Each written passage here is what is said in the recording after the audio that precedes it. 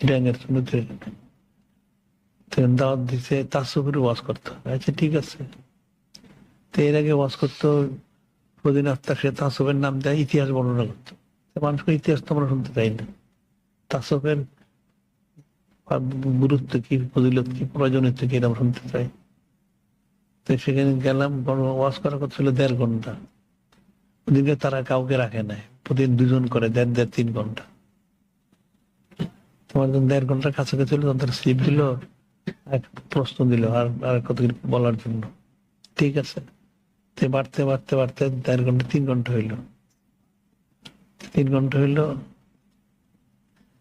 এরপর তারা দিছিল আরো বেশি করার জন্য, কিন্তু আমার কাছে স্লিপ পৌঁছে নাই, টাইম শেষ হয়ে গেছে, আমি ছেড়ে দিছি। এর মধ্যে আমি যখন প্রথম গিয়ে বসলাম ওয়াজ করার জন্য, ওখানে তো এটা হইলো জামাতি আকরা, জামাতিদের আকরা। যদিও পিসেবের পিসেবটা মারা গেছে। আমি যখন বসলাম সেখানে স্টেজ, অনেক বড় স্টেজ করছে, অনেক বড় স্টেজ, প্রায় স্টেজের মধ্যে 200-300 লোক জায়গা নিবে, এত বড় স্টেজ। মধ্যে আমার বসার জায়গা, আমি বসছি মধ্যে, চারদিকে সব ভরা। এদের যত চিটাগাঁয়ের বড় বড় তাদের কথিত তত আলেম ওলামা, মুখ মুখে এসে সবাই না বড় বসাইছেন। মুখ মাদ্রাসার মোহতামেম, তারপর ইউনিভার্সিটির প্রফেসর ও মুখ তুমুক সব ঠিক আছে। আমি বসতে না বসতে কিছু লোক স্লোগান দিয়ে উঠলো, হয়েছে কি ব্যাপার, কোরআন শরীফ হাদিস ছাড়া কিছু মানি না, কিছু মানি না। আরে এটা কি, ওয়াজ শুরুই করিনি আমি। ঠিক আছে, আবার কাগজ কলম নিয়ে সবাই বসছে, সব কাগজ কলম সামনে পিছনে, আমার ডাইনিং আমি সব কাগজ কলম। কোরআন শরীফ কিছু বুঝি না, মানি না, এটা অনেক কথন দিল, ওয়াজ দিয়ে বসলো। ঠিক আছে, তাসিফের ওয়াজ করতে হবে, তাসিফ কোরআন শরীফ হাদিস বাইরে কিছু বলা যাবে না। ঠিক আছে, এর স্লোগান দিল এরা, আমি শুনলাম। আমি এই আশ্চর্য হইনি, এটা আবার কি, ওয়াজ শুরু করার আগে স্লোগান দিলে তো ব্যাপারটা কি? লোক হয়েছে, অনেক লোক হয়েছে, 1000-1000 লোক হইব, 5-10 হাজার লোক হইতে পারে, অনেক বড় মাঠ পড়ছে। আমি যখন ওয়াজ শুরু করলাম, দলিল একটার পর দলিল দিতে থাকলাম, তাসবের বিষয়গুলো একটা বলে বললাম। তাসব তো আমি ফরজ ফতা দিয়েছি, সব ফরওয়ার্ড দলিল দেওয়া হয়েছে। এখন আস্তে আস্তে দেখতেছি আমি স্টেজ থেকে সব বাগতেছে, সেটা একদম পুরো স্টেজ খালি, আমি একলা, সব বাক্সে গুলি। আর সামনে দিলে কাগজ কলম সব বন্ধ করে বলেছে। এখন আমি তো বসছি পিছনের ওই যে লোকটা দাওয়াত দিচ্ছে, যারা তারকে সব বোনাস স্টেজ দিয়ে খালি, কেমন দেখা যায়। কিছু লোক তাড়াতাড়ি পাঠানো গেলে আইসি লোকজন কিছু, তো অস্ত্র শেষ হয়ে গেছে। 1.5 ঘন্টা 3 ঘন্টা হইলো, তার প্রশ্ন দিতে দিলে তার জব দিতাম আমি, আরো তো সময় নাই। সে বললাম, আসলাম তাদের মাদ্রাসায় গেলাম, ওখানে 70টা ছেলে মাদ্রাসায় দাওরা কামেল হাদিস শরীফ পরীক্ষা দিল। দেখা করতে আসলো ভালো, তাই আমি জিজ্ঞাসা করলাম তার সবক টবক জিকির ফিকির এটা সেটা, যাই হোক।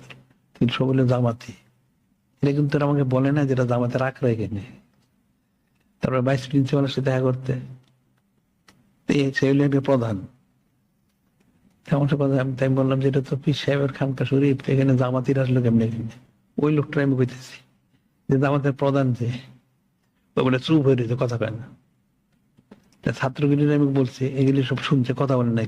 দলিল নিয়ে আসবা, কথা বলতে হলে দলিল ছাড়া কথা বলবা না। সবগুলি পলাই গেল। এদের পরে দেখা করে আমার সাথে আর একটা লোকও দেখা করলো না।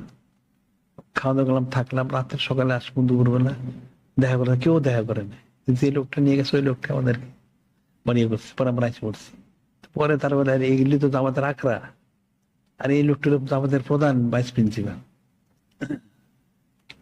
সব শুনে গেছে কি, আপনি তো যা করবো, তুমি দলিল দাও। দলিল তারা দিতে পারে না, তোমরা দাও হাদিস শরীফ পরীক্ষা দিবা, তো দলিল দাও।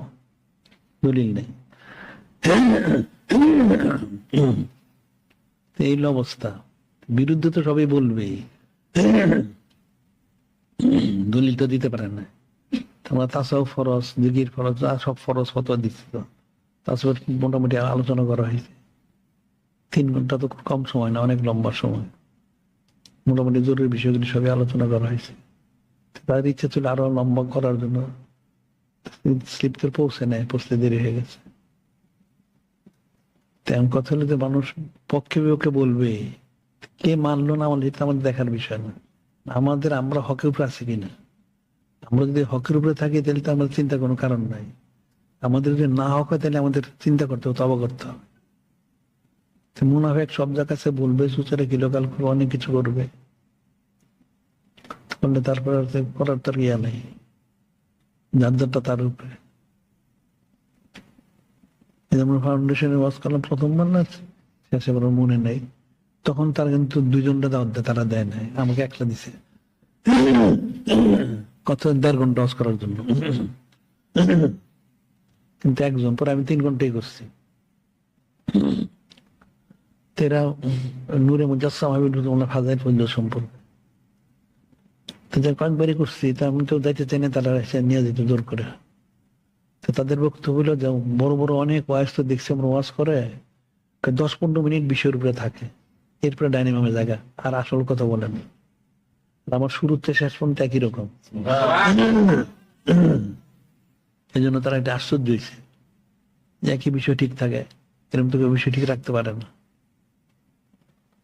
তো এখন ওখানে তো পরে তো ওখানে আমরা যখন শেষবার করলাম মিলাদ শরীফ, ক্যাম্প শরীফ সবই করছি, পরে খারিজি গুলি আমাদের খুব ক্ষিপ্ত হয়ে গেছে, এরপরে তারা ফেতনা লাগাইছে আমাদের বিরুদ্ধে অনেক কিছু, পরে আমি আর যাইনি, বুঝে না মাফি আমরা করবো না। শেষবার আমরা করে আমরা শেষে ছিলাম, এক ইয়ে করা হয়েছে, পরে এরা প্লান সুসেরা ফেতনা ফেলে করছে। পরে এবার আসছিল এদের ডিপুটি ডিরেক্টর, ডাইরেক্টর, ডাইরেক্টরটা আবার ছিল, আছে কিনা জানি না, তার নাম জানি কি, মোফাজ্জল। সে হইলে আবার গোয়াজমের পালক মেয়ের জামাই।